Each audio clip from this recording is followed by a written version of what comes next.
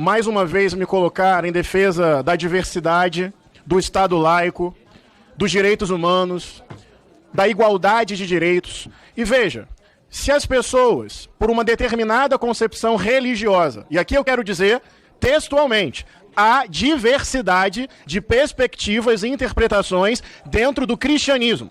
Inclusive o próprio protestantismo, de onde historicamente deriva o campo evangélico, o protestantismo nasce como direito de minoria, reivindicando a separação entre Estado e Igreja. Essa é a origem do próprio protestantismo. Então há diversidade dentro do cristianismo. Ninguém pode falar em nome da totalidade do cristianismo. Existem milhares de LGBTs que amam o Evangelho, amam Jesus e amam quem são. É importante dizer isso. Esse discurso não monopoliza o cristianismo. Mas vamos pensar o seguinte aqui juntos.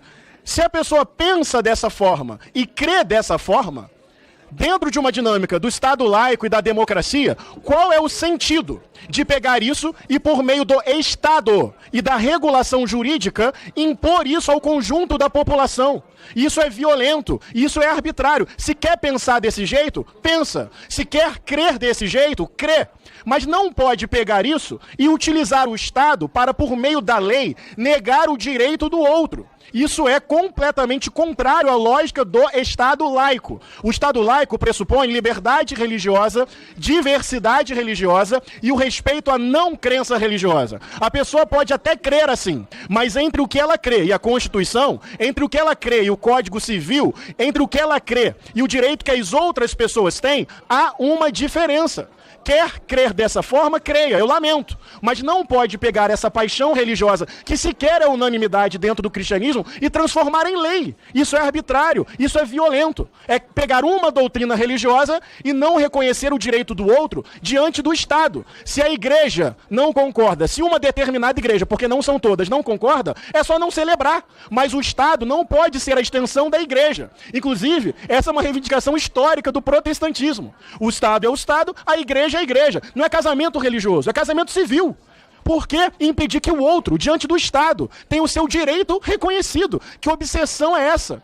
De negar o direito ao outro. Então, para mim, basta a Constituição, com princípios fundamentais, para reconhecer o direito do outro. Mas, sinceramente, vou fazer brevemente um pequeno debate para falar com milhares de pessoas cristãs. Eu, como pastor, já acompanhei várias pessoas expulsas de casa, expulsas de ministério, numa falácia de eu amo você e odeio o seu pecado. O que se constrói é um ambiente tóxico, de violência. O que deveria escandalizar as pessoas é que a cada 34 horas um LGBT é assassinado. O que deveria escandalizar as pessoas é que esse é o país que mais mata transexuais e travestis no mundo. Só que mais importante é o texto isolado do que a dignidade humana. Foi esse tipo de movimento religioso que inclusive matou Jesus.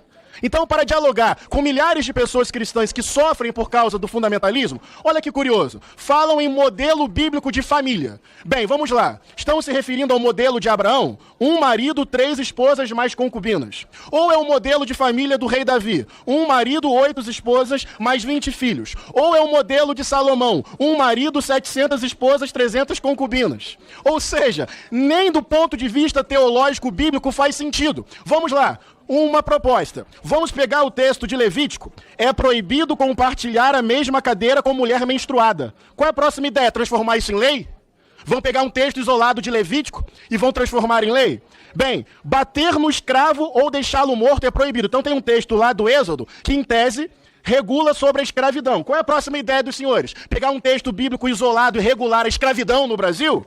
Ou então apedrejar mulheres que não forem virgens no dia do casamento. Está em Deuteronômio. Está escrito. Em nome do está escrito. Pega um texto descontextualizado, usa como pretexto e alimenta o próprio ódio.